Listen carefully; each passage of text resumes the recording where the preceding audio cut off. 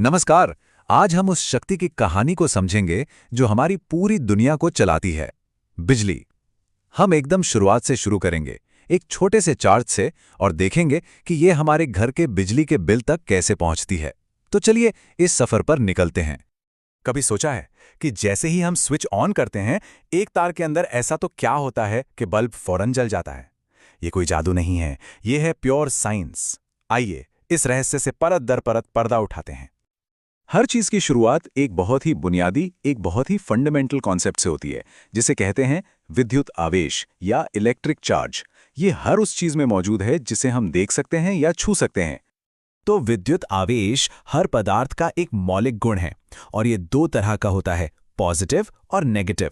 सोचिए, हर चीज प्रोटॉन से बनी है, जिन पर होता है पॉजिटिव चार्ज, और इलेक्ट्रॉन से, जिन पर होता है नेगेटिव चार्ज। पूरी कहानी की शुरुआत बस इन्हीं कणों से होती है। और यहां आता है बिजली का सबसे पहला और सबसे आसान नियम।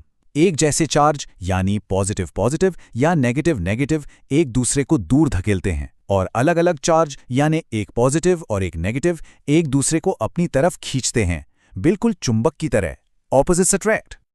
अब जैसे हम वजन को किलोग्राम में नापते हैं, वैसे ही इस चार्ज को नापने की भी एक यूनिट है, जिसे कहते हैं कूलाम।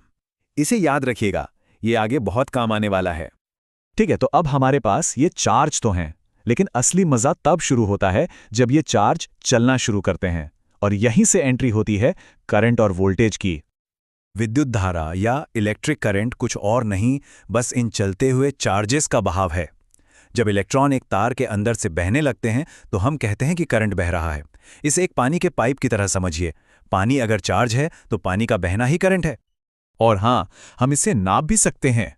करंट, जिसे हम I से दिखाते हैं, वो होता है चार्ज Q बटा समय T, मतलब एक सेकंड में किसी एक जगह से कितना चार्ज गुजर गया। इसकी यूनिट है एम्पियर, जिसे हम आमतौर पर एम्प कहते हैं। लेकिन सोचिए, पाइप में पानी अपने आप क्यों बहेगा? उसे बहाने के लिए एक प्रेशर, एक धक्के की जरूरत होती है ना। बिजली की दुनिया में यही धक्का है वोल्टेज। ये वो जोर है जो इलेक्ट्रॉन्स को आगे बढ़ाता है। बिना वोल्टेज के कोई करंट नहीं बहेगा। और इस इलेक्ट्रिक प्रेशर या धक्के को नापने की यूनिट है वोल्ट। इसे नापने के लिए हम वोल्टमीटर का इस्तेमाल करते हैं। अब जब हम चार्ज, करंट और वोल्टेज को समझ चुके हैं, तो एक ऐसे शानदार नियम की बात करते हैं जो इन तीनों को एक ही धागे में पिरोता है। ये है ओम का नियम। लेकिन उससे पहले एक और किरदार से मिलते हैं, प्रतिरोध यानी रेजिस्टेंस। इसे तार के अंदर की रुकावट या फ्रिक्शन समझिए। ये करंट के बहाव को रोकने की कोशिश करता है। जैसे पानी के पाइप में कचरा फंस जाए तो पानी धीरे बहता है, बिल्कुल वैसे ही। इसकी यूनिट है ओम। अब देखिए, ओम का नियम बहुत ही सीधी सी बात कहता है। वो कहता है कि वोल्टेज और करंट का सीधा रिश्ता है। मतलब आप जितना ज्यादा धक्का वोल्टेज देंगे, उतना ही तेज बहाव करंट होगा। सिंपल। और ये है वो खूबसूरत सा फॉर्मूला, V बराबर I गुणा R। वोल्टेज, करंट और रेजिस्टेंस के बीच का ये आसान सा रिश्ता ही पूरे इलेक्ट्रॉनिक्स की दुनिया का आधार है। ये बताता है कि ये तीनों एक दूसरे पर कैसे निर्भर करते हैं। ठीक है, नियम तो हमें पता चल गए। तो चलिए अब देखते हैं कि बिजली के बहने के लिए ये रास्ते यानी सर्किट्स कैसे बनाए जाते हैं। मोटे तौर पर ये दो तरह के होते हैं। तो देखिए, दो मुख्य तरीके हैं, सीरीज और पैरेलल। सीरीज में करंट के लिए सिर्फ एक ही रास्ता होता है, जैसे दिवाली की लड़ियां। अगर एक बल्ब खराब तो पूरी लड़ी बंद। वहीं पैरेलल में करंट के लिए कई रास्ते होते हैं। हमारे घरों में वायरिंग पैरेलल होती है। क्यों? ताकि हर डिवाइस को पूरा वोल्टेज मिले, और अगर एक चीज बंद हो तो बाकी सब चलता रहे।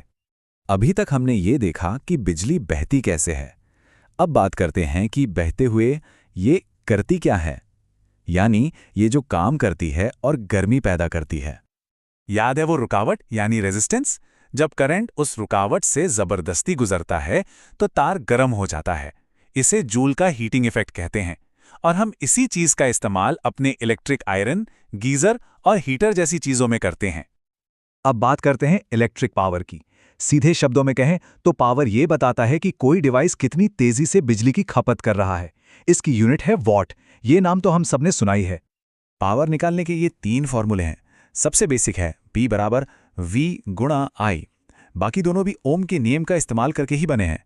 ये सब एक ही चीज बताते हैं, बस अलग अलग जानकारी का इस्तेमाल करते हैं। इससे पता चलता है कि ये सारे कॉन्सेप्ट आपस में कितने जुड़े हुए हैं। चलिए अब इस सारी साइंस को उस चीज से जोड़ते हैं जो हम सबको हर महीने मिलती है, हमारा बिजली का बिल। ये सब वहां कैसे काम आता है? तो हमारा बिल बनता कैसे है? बिजली कंपनियां हमसे किलोवाट घंटा यानी किलोवाट ऑवर के हिसाब से पैसे लेती हैं।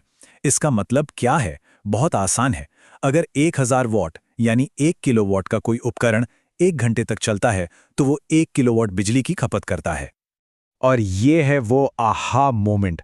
हमारे बिजली के बिल पर जो यूनिट लिखा होता है वो असल में 1 किलोवाट घंटा ही होता है। तो जब कोई कहता है कि